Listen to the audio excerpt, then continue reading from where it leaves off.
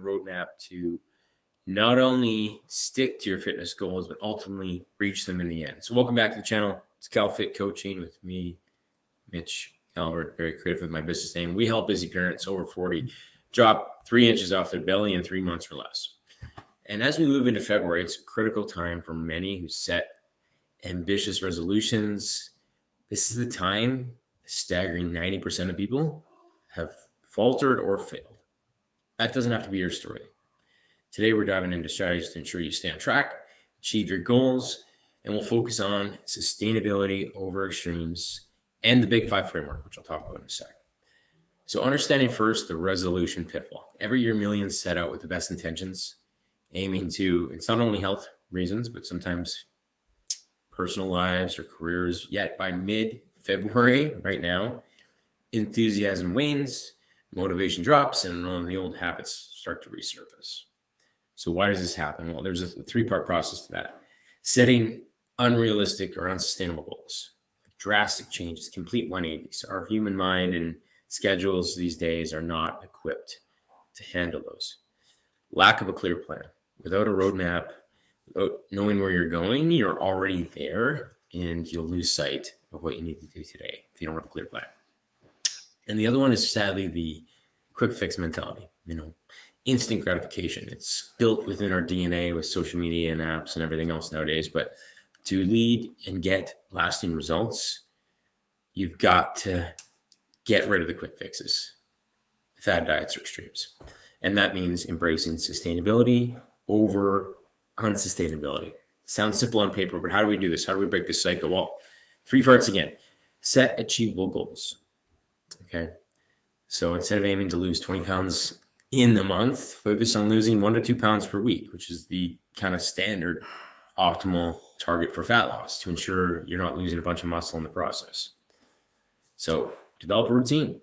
Consistency is key. If you know you can't stick to 6 days a week going to the gym, build out a plan that's 3 a week that you can kind of be consistent with for a year, not just for a month.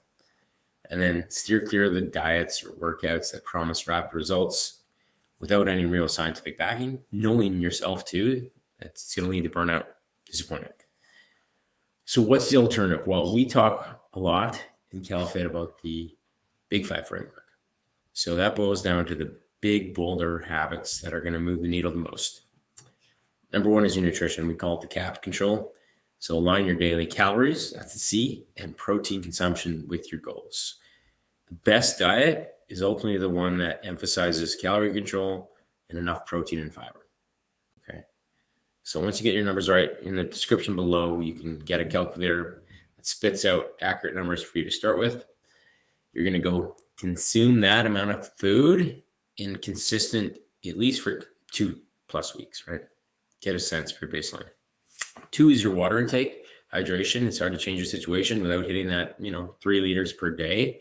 Just supports overall health, suppresses appetite, keeps your brain and body functioning optimally.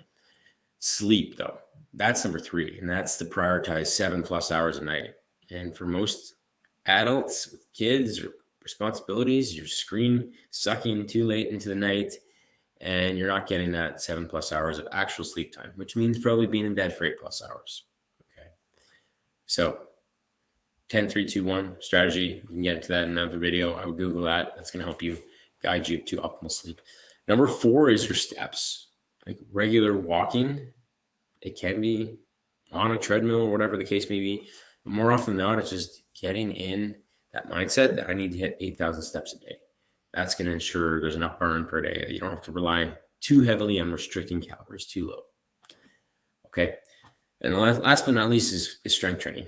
Okay. Because without pressure, a diamond is a lump of coal. You want to ensure you preserve muscle and bone while dieting off the fat. And without strength training, there's no guarantees that's going to happen. In fact, as much as half of the weight you lose, strictly relying on diet alone, can be muscle. So then you end up looking no different than you started. That's not optimal. All right. So how to stay on track is just to track all these variables and be consistent. Like 80% is 6 out of 7 days hitting your step count, hitting your water target, hitting your nutrition goal.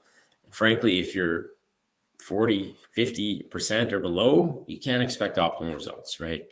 So get really data-driven with this. It really is the fastest path. If you just nail the basics consistently over and over, you'll get there, okay? So that's the plan. You may be lacking accountability and support. Certainly seek that out. Community, like the right people in your corner, is super critical, and that ties it all together, okay? It's okay if you fall behind in your resolutions to this point, but the goal going forward is sustainability, implementing our Big Five framework. Stay on course with that. You'll achieve your goals, even if you have some ups and downs, because it's about progress, not perfection.